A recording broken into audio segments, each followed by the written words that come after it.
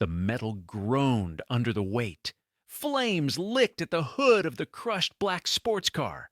Beneath it, trapped and bleeding, lay Marcus Chen, one of the city's most eligible bachelors. His designer suit was torn, his face pale with terror as smoke filled his lungs. "Help! Somebody help me!" he screamed, his voice cracking. The crowd stood frozen, phones out, recording but not moving. Two men had tried to lift the car. It hadn't budged even an inch. The fire was spreading fast. That's when she appeared. A tall, powerfully built woman with broad shoulders and arms thick with muscle pushed through the crowd.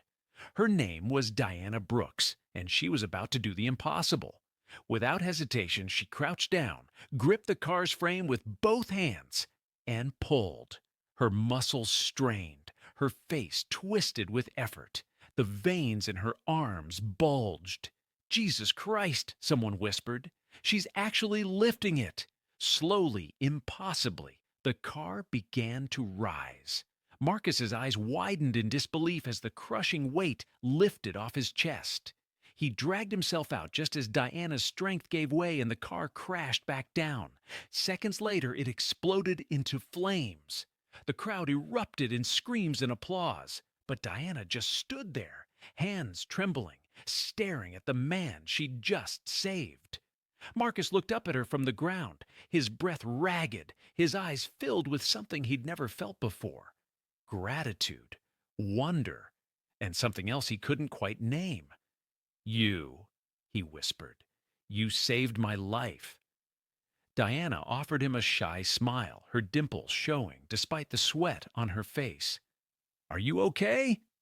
He nodded slowly, unable to look away from her.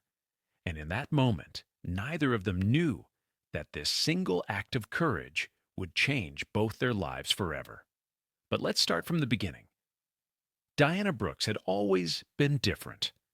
Growing up in the bustling town of Riverside, she was the girl everyone whispered about. While other girls played with makeup and talked about boys, Diana was lifting furniture to help her mother rearrange the house. By the time she was 16, she could carry sacks of cement that grown men struggled with. At first, people thought it was amusing. "Look at Diana," they'd say, laughing. "She's stronger than her own brothers." But as she grew older, the laughter turned cruel. They called her names: manly, beast, freak. When she walked through the marketplace, children would point and giggle. Women would clutch their purses tighter as if her strength made her dangerous. Men avoided her entirely, intimidated by her physique. Diana tried everything to fit in. She wore loose clothing to hide her muscular frame. She walked with her shoulders hunched, trying to appear smaller. She even stopped helping her neighbors with heavy tasks, afraid of drawing more attention. But nothing worked. The whispers followed her everywhere. Her younger sister Sophia would defend her fiercely. Leave her alone, Sophia would snap at anyone who made fun of Diana. "She's worth 10 of you." But even Sophia's love couldn't erase the pain of rejection. Finding work was nearly impossible. Every job interview ended the same way. "You're too intimidating," one shop owner had told her. "You'll scare the customers away." Another employer had been more blunt. "We need someone who looks normal," he'd said, not even bothering to hide his disgust. So Diana did what she had to do. She turned her gift into survival. Every morning before sunrise, she would go to Central Square, the heart of Riverside, where traders shouted prices and children played soccer in the streets. She'd spread out a worn mat, place a small basket in front of her, and begin her show. The first few weeks were humiliating. People would walk past without even looking. Some would laugh and point. Others would record her on their phones, mocking her online. But Diana refused to give up. She needed to eat. She needed to pay rent. And this was the only way she knew how. At first, only a few curious onlookers would stop. But then their jaws would drop as Diana lifted grown men above her head like they were children. She'd bend iron rods with her bare hands. She'd balance heavy barrels on her shoulders while walking in circles. The crowd would gasp, clap, and film her with their phones. She created a routine. First, she'd ask for volunteers from the audience. Strong men would step forward, confident they could match her strength. She'd challenge them to lift a massive hammer she'd crafted from scrap metal. They'd strain and struggle, faces turning red, but the hammer wouldn't budge. Then Diana would lift it with one hand, holding it high above her head while the crowd erupted in cheers. At the end of each performance, she'd bow politely and say in her soft voice, "Thank you for watching. Anything you can spare would be appreciated." Coins would clink into her basket, sometimes bills. That was how Diana survived, one show at a time, one day at a time. But at night, alone in her tiny rented room, she'd sit by the window and whisper to herself, "Maybe one day people will see me as more than just my muscles." She'd look at the stars and wonder if there was someone out there who could love her for who she was, not despite her strength, but because of it. She never imagined that day would come so soon. The accident happened on a Tuesday afternoon. Diana had just finished setting up her props when she heard it. A deafening crash, the screech of tires, the shattering of glass. Everyone in Central Square turned toward the intersection. Two vehicles had collided, a luxury sports car and a delivery truck. The truck driver stumbled out, dazed but alive, but the sports car was crushed, its front end crumpled like paper. Diana dropped everything and ran. Smoke poured from the hood. A man was trapped underneath, his leg pinned by twisted metal. People gathered, shouting and panicking, but no one moved to help. Two men tried to lift the car. It didn't budge! The car's going to explode! Someone screamed. Diana could see the flames starting to lick at the engine. She could hear the man's desperate cries for help. She could smell the gasoline leaking onto the hot pavement. Every instinct told her to run, to save herself. But instead, she pushed through the crowd. That's when Diana pushed through the crowd. She saw the man's terrified face, saw the flames beginning to flicker, and she didn't think twice. She planted her feet, gripped the car's undercarriage, and pulled with everything she had. For a moment, nothing happened. The metal was hot, burning her palms. Her muscles screamed in protest. Sweat poured down her face, mixing with the smoke that stung her eyes. Then slowly, inch by inch, the car lifted. The crowd fell silent, watching in shock as this woman, this street performer they'd barely noticed before, did what seemed impossible. Someone in the crowd whispered a prayer. Another person started recording, but Diana heard none of it. All she could focus on was lifting that car high enough to free the trapped man. Marcus dragged himself free, his expensive suit torn and bloody. Diana released the car, and it crashed down with a thunderous bang. Seconds later, flames engulfed it completely. The heat was so intense that people stumbled backward, shielding their faces. The crowd exploded in applause. Some people were crying. Others were recording, their videos already uploading to social media. Diana just stood there, chest heaving, looking at the man she'd saved. Her hands were blistered and bleeding, but she barely felt the pain. Marcus tried to stand, but winced in pain. Diana caught him before he fell. "Easy," she said gently. "You're hurt." He looked up at her, really looked at her, and for the first time in his life, Marcus Chen was speechless. This woman, this incredible woman, had just saved his life. Her face was covered in soot, her clothes were dirty, but to him, she looked like an angel. Paramedics arrived minutes later and rushed Marcus to the hospital. Diana stayed behind, quietly picking up her scattered props while people congratulated her.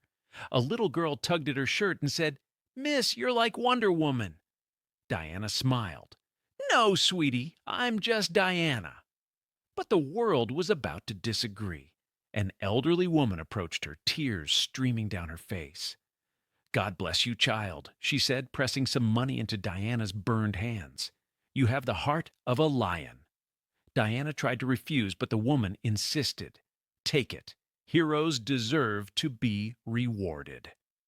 As Diana walked home that evening, her body aching and her hands throbbing with pain, she felt something she hadn't felt in years.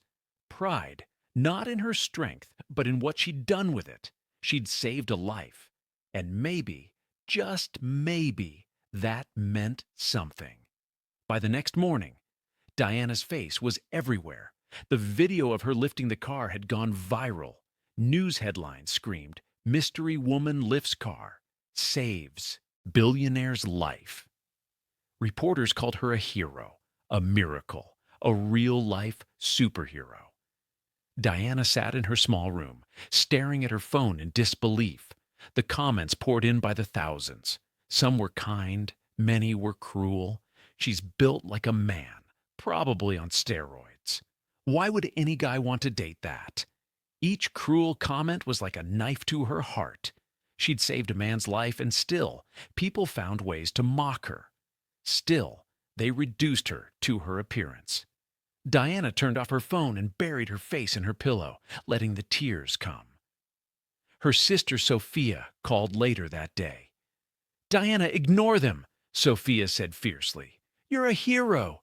They're just jealous because they could never do what you did." But Diana couldn't shake the feeling that no matter what she accomplished, she'd always be seen as different. As other. As less than. She turned off her phone and cried quietly. Even when she did something good, people still found ways to hurt her. But then came a knock at her door. Diana opened it to find a well-dressed man holding a bouquet of flowers. "Miss Brooks?" he asked politely. "Yes, these are for you. From Mr. Marcus Chen. He'd like to see you if you're available." Diana's heart skipped. "He wants to see me?" The man smiled. "He insists. And he asked me to give you this." He handed her an envelope. Inside was a note written in elegant handwriting. "Dear Diana, I would be honored if you'd allow me to thank you properly. Please come visit me. I owe you my life. Marcus." Diana stared at the note, her hands trembling. No one had ever written to her like this. No one had ever called her by her name with such respect. She looked up at the man. "When does he want to see me?" "Whenever you're ready, Miss Brooks." "I'll wait." Marcus was sitting in his penthouse, his leg bandaged but healing. When Diana walked in, he stood immediately, wincing slightly but smiling. The penthouse was massive, with floor-to-ceiling windows that overlooked the entire city. Diana had never been anywhere so fancy. She felt small and out of place in her simple clothes.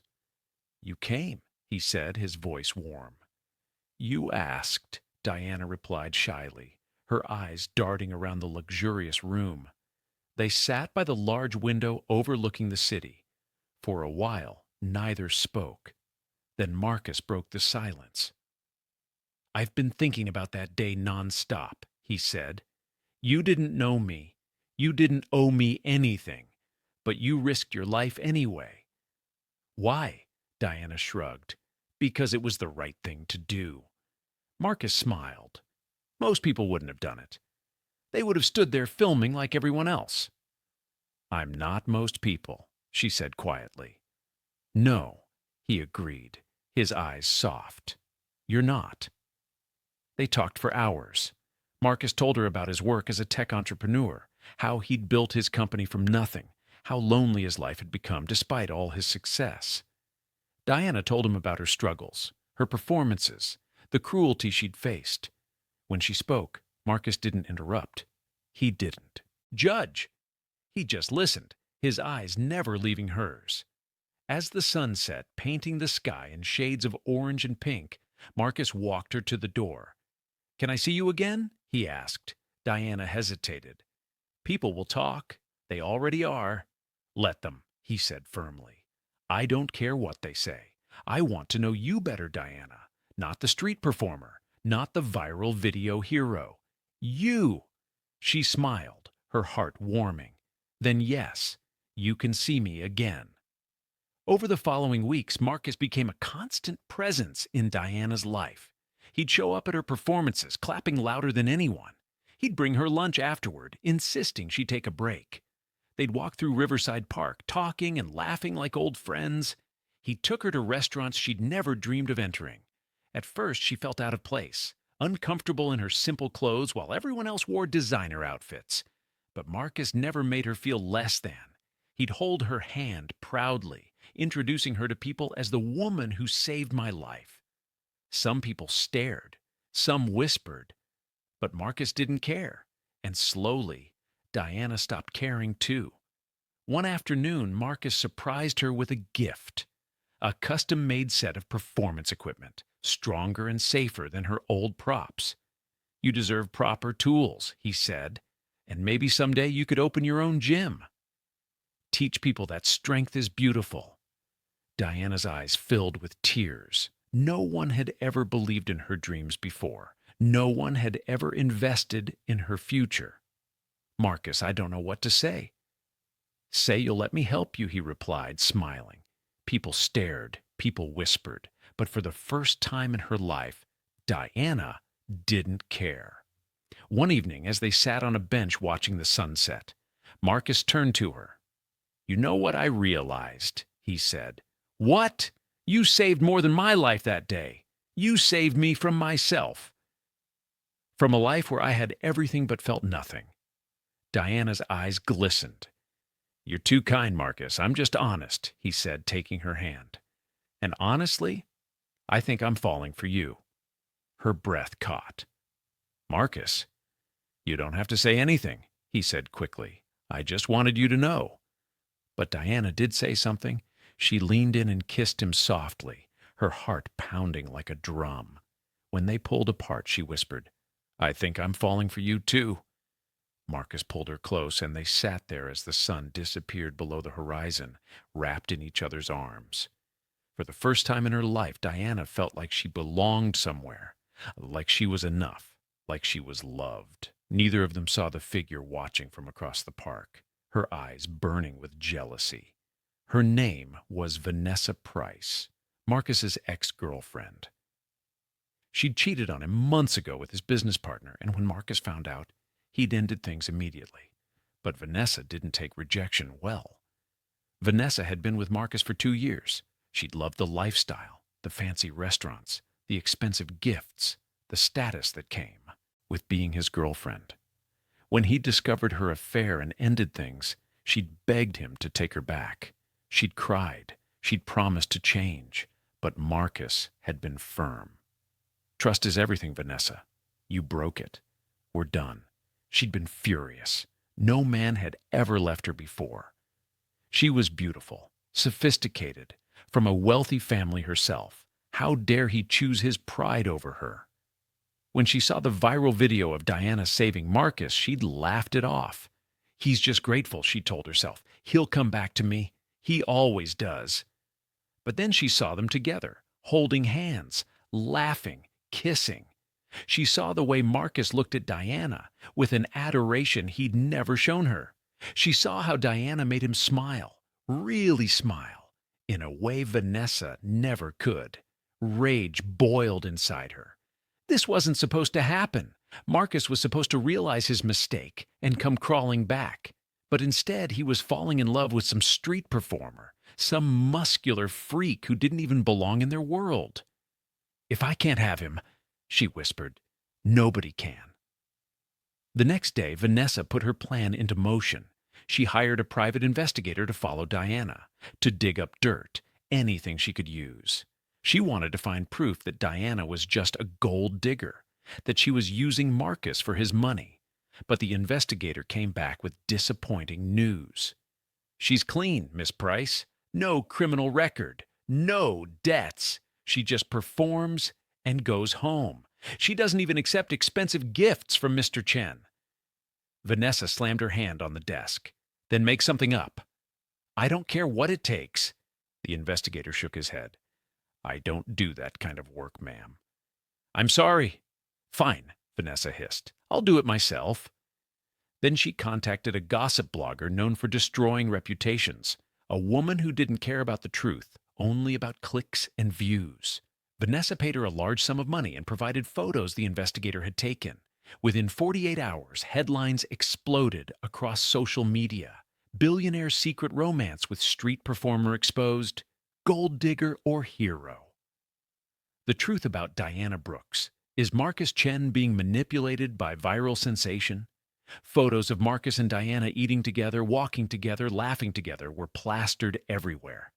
The comments were vicious. She's using him for money. A muscle freak and a billionaire? Yeah, right.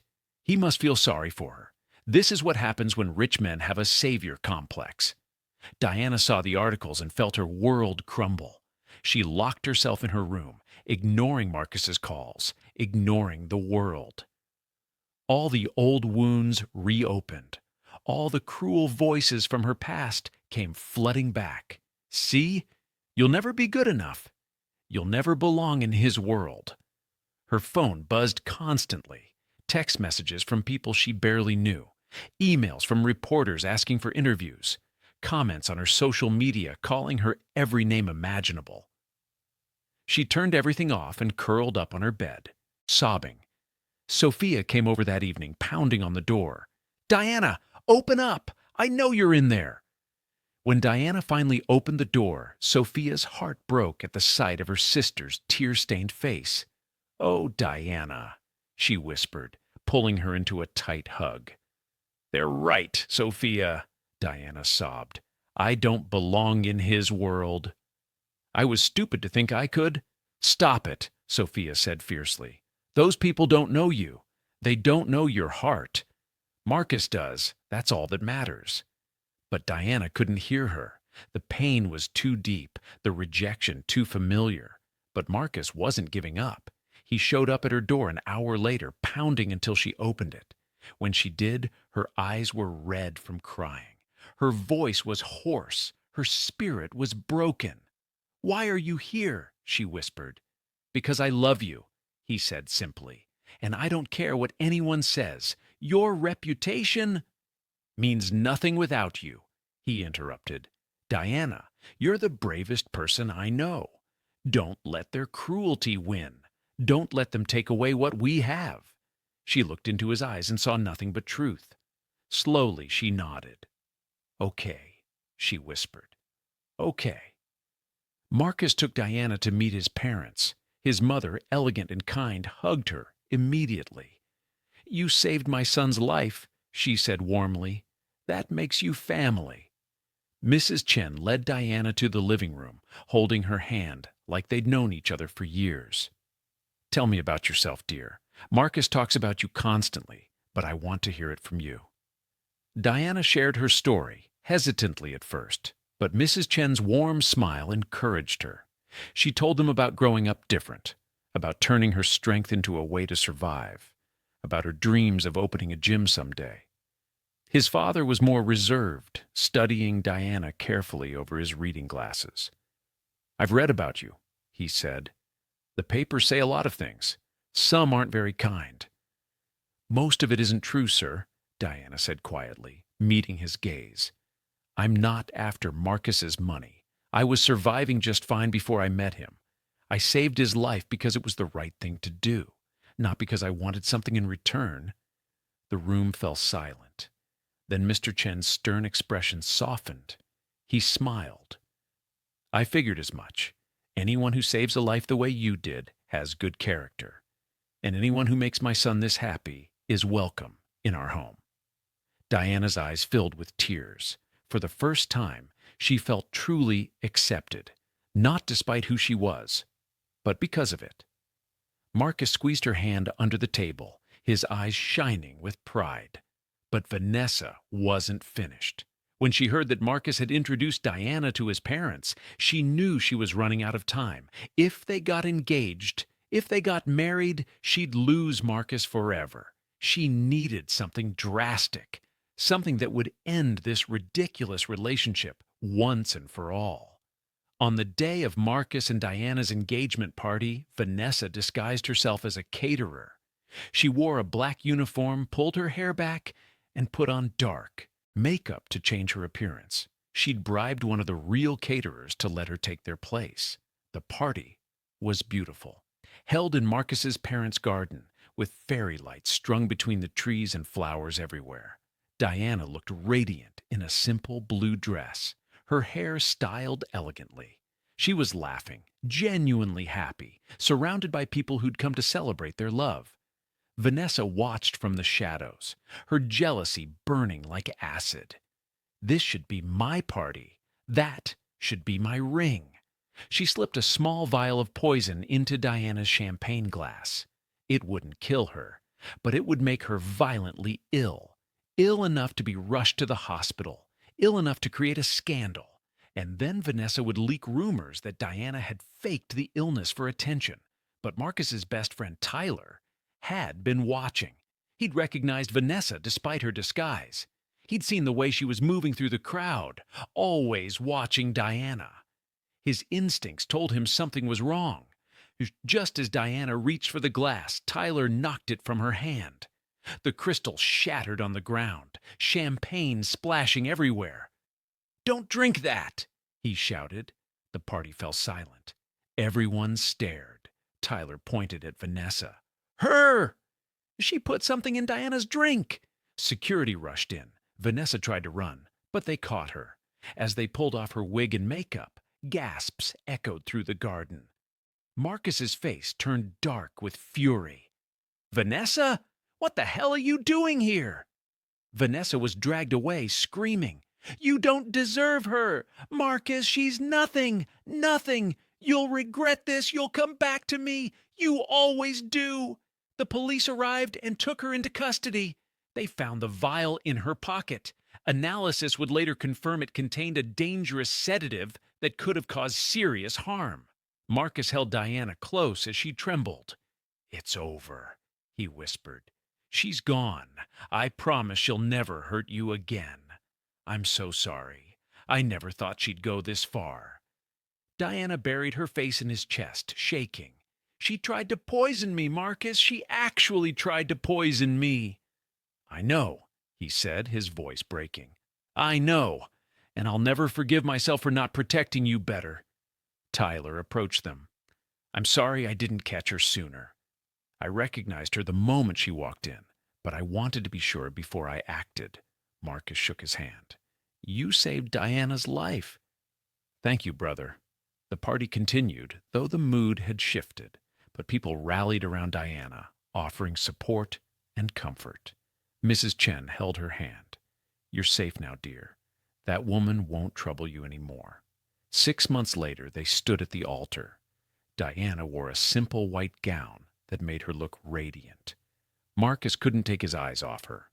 When the officiant asked, "Do you take this woman to be your wife?" Marcus said without hesitation, "I do." And when Diana said, "I do," the entire hall erupted in applause. As they kissed, fireworks exploded outside, lighting up the sky. Diana had spent her whole life being told she was too much, too strong, too different, too strange. But Marcus saw her as exactly enough, and as they danced under the stars, Diana whispered, "Thank you for seeing me." Marcus smiled. "Thank you for saving me," because love, like true strength, isn't about what you can lift. It's about who you choose to hold close. And Diana and Marcus chose each other every single day. Thanks for watching. If you enjoyed this story, please subscribe to this channel and tell us where you're watching from. Have a wonderful day.